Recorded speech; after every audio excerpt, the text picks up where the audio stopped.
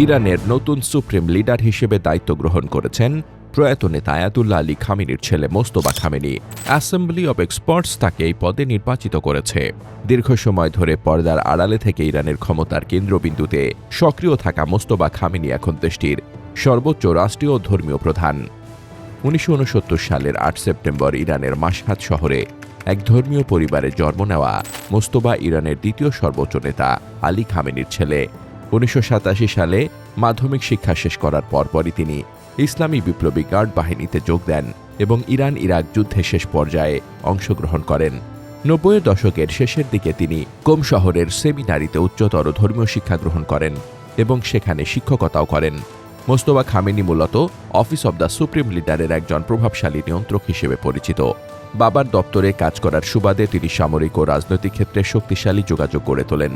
তাকে ইরানের ক্ষমতার অন্যতম কারিগর হিসেবে গণ্য করা হতো, তবে তার এই ক্ষমতা আরোহণের বিষয়টি বিতর্কহীন ছিল না। ২০০৫ ও ২০০৯ সালের নির্বাচনে মাহমুদ আহমাদিনেজাদের বিজয়ের নেপথ্যে থেকে ভূমিকা রাখার অভিযোগ রয়েছে তার বিরুদ্ধে।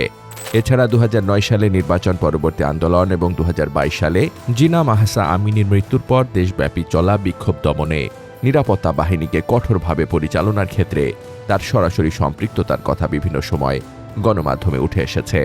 ২০২২ সালের আগস্ট মাসে কোম সেমিনারের সাথে সংশ্লিষ্ট একটি মাধ্যম তাকে আয়াতুল্লাহ উপাধিতে ভূষিত করে।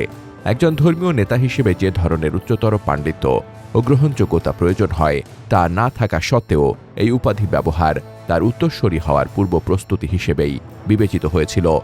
বর্তমানে ৫৬ বছর বয়সী মোস্তফা খামেনি এমন এক সময় দায়িত্ব নিলেন যখন ইরান গভীর ভূরাজনৈতিক সংকটের মধ্য দিয়ে যাচ্ছে।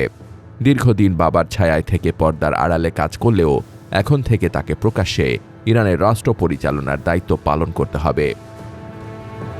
News desk, দুতিয়াল।